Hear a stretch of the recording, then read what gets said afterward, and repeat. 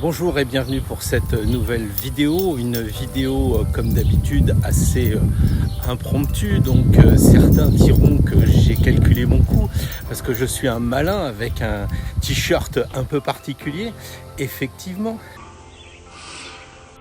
Mais en même temps, vous me direz, c'est pas parce que j'ai un t-shirt d'Harvard ou de la Sorbonne que j'ai fréquenté ces prestigieuses universités.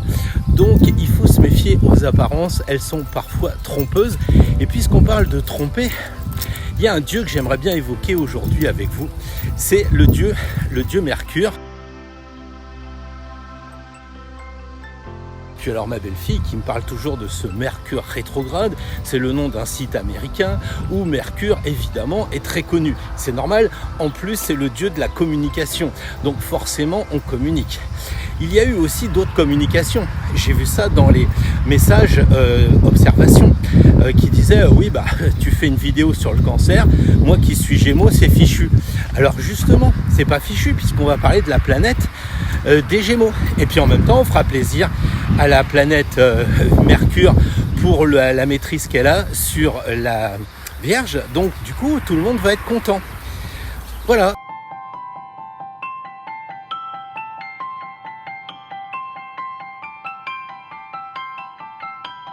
Alors, il y a quand même pas mal de choses à dire sur Mercure. Mercure que l'on connaît bien en astrologie, mais qui est connu aussi sous le vocable de Hermès et puis aussi de Thoth pour les Égyptiens. Alors vous croyez connaître Mercure, évidemment tout le monde en astrologie se dit oui c'est quand même facile, mais est-ce que vous avez pensé que c'était un sacré voleur? Est-ce que vous avez pensé que c'était aussi un artisan? Est-ce que vous avez pensé aussi que c'était un commerçant? Est-ce que vous avez pensé que c'était quelqu'un qui était très inventif? Tout ça on l'oublie un petit peu avec la planète Mercure.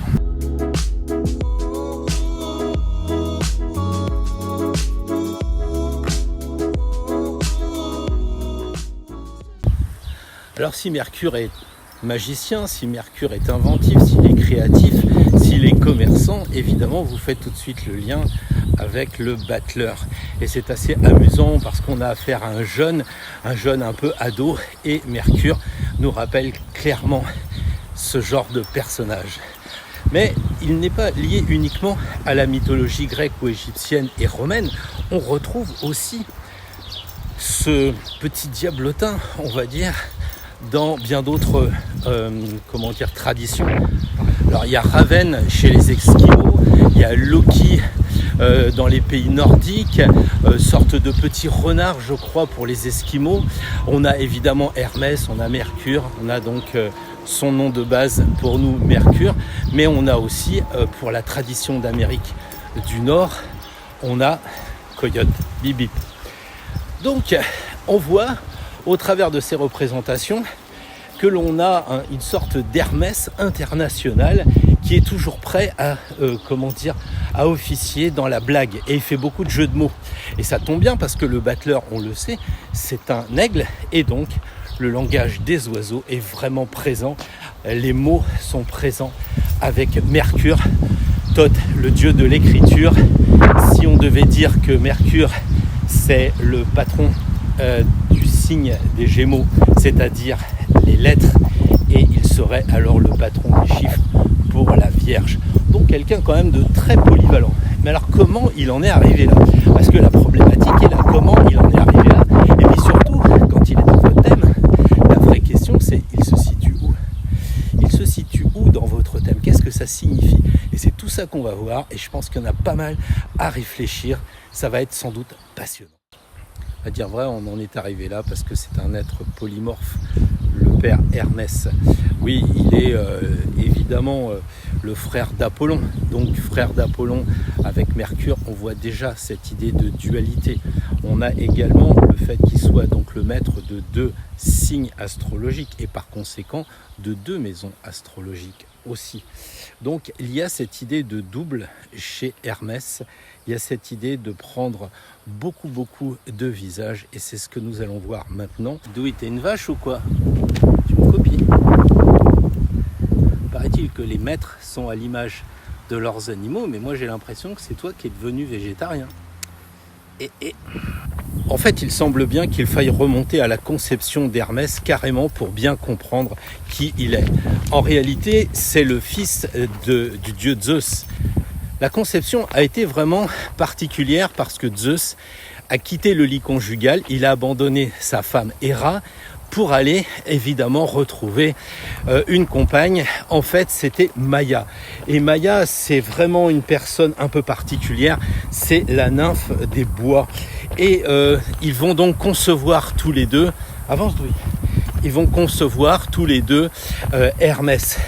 Donc la conception d'un enfant dans le dos de la femme indique évidemment une supercherie. Il y a une supercherie, il y a une ruse, il y a une tromperie. Hermès, c'est un clandestin finalement.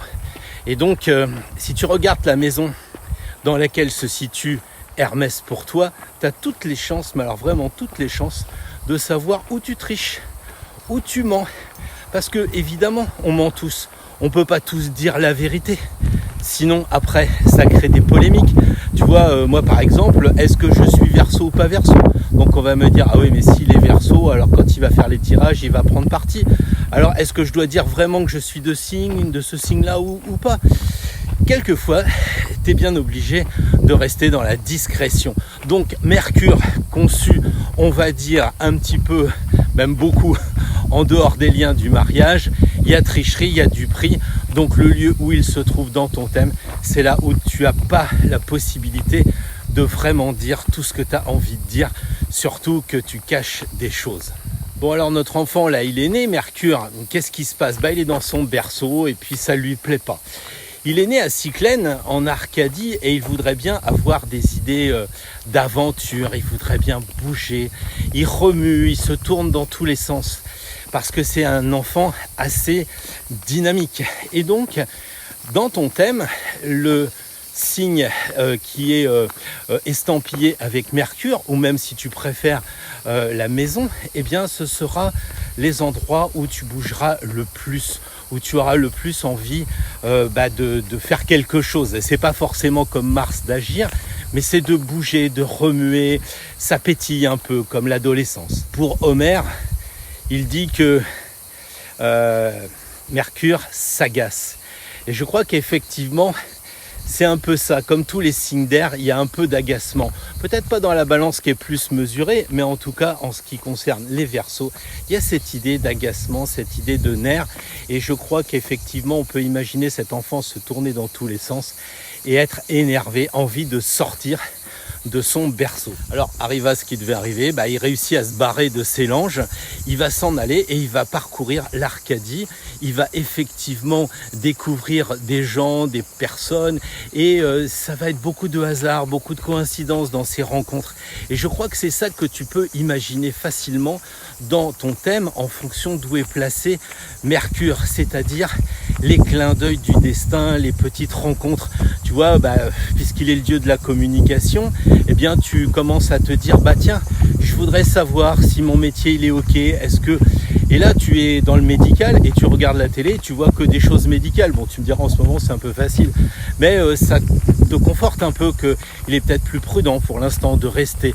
C'est ces clins d'œil du destin, ou alors quand tu penses à une personne qu'elle te téléphone. Voilà, les hasards, les coïncidences, tout ça, c'est Mercure dans ton thème, dans les maisons. Parmi les constructions d'Hermès, ce qui va apparaître évidemment, c'est sa rencontre avec la tortue. Elle est assez connue cette histoire. Mercure rencontre une tortue et il se dit elle est belle, mais je ne vais pas passer mon temps avec ça. Alors il est curieux et il se demande qu'est-ce qu'il y a dans la tortue. Donc il la tue puis il regarde ce qu'il y a dedans. À partir de là, il va inventer la lyre, c'est-à-dire qu'il va se servir des viscères pour faire les cordes et puis la tortue lui servira de caisse de résonance. Mercure, c'est donc dans un thème tout ce qui va nous permettre d'être inventif, créatif. C'est ce qui va nous donner la possibilité d'expérimenter notre curiosité. Donc quand on est curieux, on va plus loin, quitte à dépecer la tortue, c'est assez horrible, mais il faut reconnaître que c'est un mythe et c'est pour ça que je vous enjoins souvent à regarder les mythes, à aller plus loin que simplement la petite histoire. Donc Mercure, s'il est dans une maison par exemple, une maison, mettons la maison 12, ça pourrait être un peu mon cas ça. Bon, Mercure en maison 12, ça signifierait que, puisque la maison 12 est la spiritualité, je sois curieux en ce qui concerne l'ésotérisme, en ce qui concerne les choses occultes, les choses cachées, le tarot, les runes, l'oracle Béline, la géobiologie, le Reiki. Tout ça, ça pourrait me passionner. Et si toi tu as effectivement Mercure en 12, il se pourrait bien que tu aies ce côté-là. Mais Mercure en 12, c'est aussi la spiritualité, parce que les spiritueux, je veux dire, parce que spiritualité, c'est en rime avec spiritueux. Je le dis souvent, beaucoup de bières trappistes, beaucoup de chartreuses à boire, beaucoup de Dom Pérignon aussi à déguster, avec modération évidemment. Donc tu vois qu'il y a toujours un lien avec spiritualité et spiritueux. Alors ça veut dire que si tu as Mercure en 12, tu as des addictions, quoi. C'est possible. À moins que si tu réalises l'association si tu réalises l'association du spiritueux et du spirituel, tu vas réussir à fabriquer ton propre Hippocrate. C'est assez tentant d'aller plus loin, mais on ne peut pas aller plus loin puisque nous sommes publics et nous ne sommes pas encore dans les mails perso auxquels je te propose de souscrire si tu veux aller plus loin avec Mercure 12. Si par contre tu as Mercure dans le signe de la Vierge, eh bien ça sera signe de travail manuel puisque Mercure est doué de ses mains et puisque la Vierge c'est le travail. Donc tu peux faire du travail manuel si tu as Mercure dans le signe de la Vierge. C'est pas du tout obligatoire parce que souvent les gens me disent oh non moi je suis pas du tout manuel.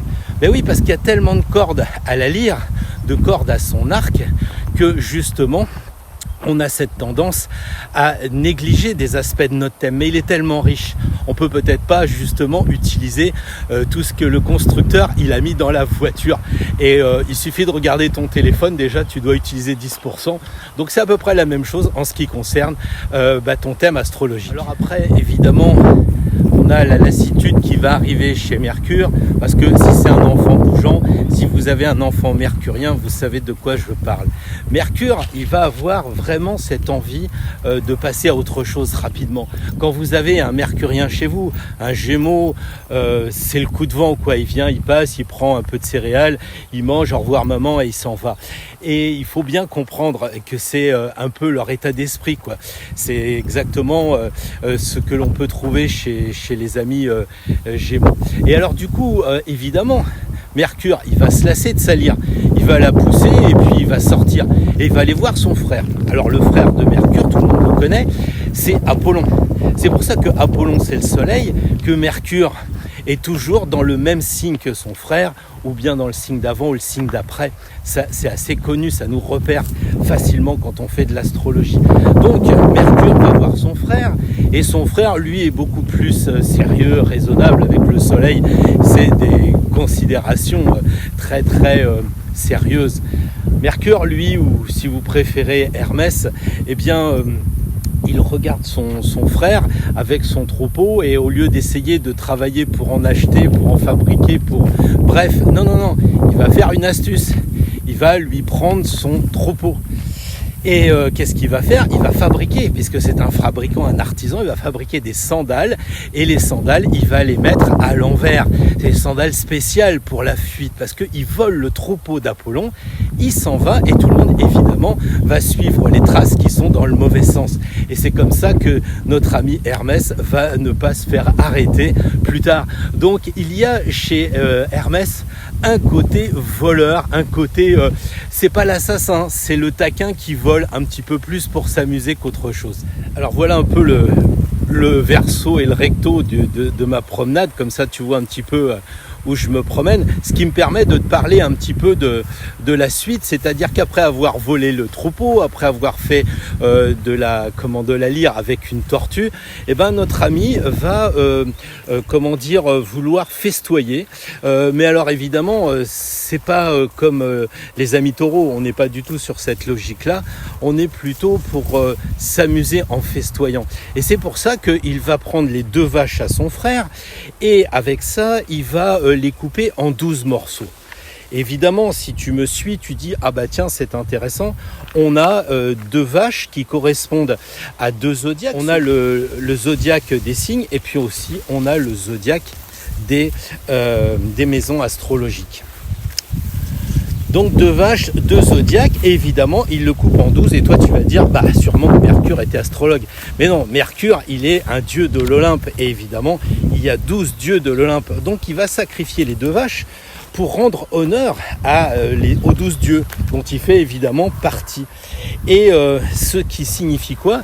Eh bien que chez Hermès, il y a la dualité présente tout le temps, les deux côtés. C'est pour ça que c'est le maître des Gémeaux.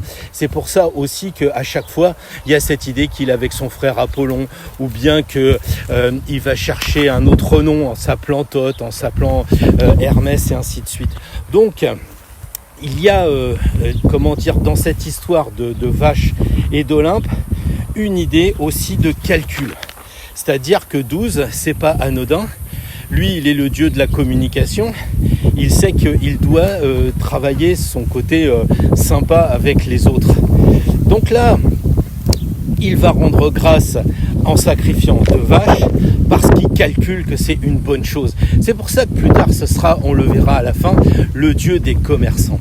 Donc Mercure calcule, il vole assez souvent et c'est pour ça d'ailleurs qu'il a piqué le casque de Athéna, il a pris les foudres de son père de Jupiter. Enfin, si tu suis un peu son actualité, tu dois pas t'ennuyer. On va tout droit, oui. Et il a même été jusqu'à voler la ceinture d'Aphrodite. Alors là, certains diront voler la ceinture d'Aphrodite pour la porter. Est-ce qu'il n'y a pas une idée de travesti? Et ça, je laisse libre cours à votre sagacité. Donc voilà un nouvel épisode du dieu Mercure. Alors Mercure, évidemment, il est bien connu pour être un magicien. Par exemple, il y a plein de choses avec sa magie. Mais un soir, et puis il passe par le trou de la serrure. Homère dit comme un voile brouillardeux. Et c'est vrai qu'il ne veut pas se faire piquer par sa mère Héra, enfin qui n'est pas sa mère, mais vous comprenez ce que je veux dire. Et donc finalement, elle n'est pas dupe et elle va le voir et elle lui dit écoute mon gars, faut que je te pose des limites. Et je crois que si vous avez un fils mercurien, bah, peut-être qu'il m'en voudra, mais il faut lui donner des limites, Martine. C'est indispensable parce que sinon il va être perdu, il va plus savoir où sont ses marques. Alors voilà un peu l'histoire de Mercure qui nous rappelle évidemment la joie de vivre.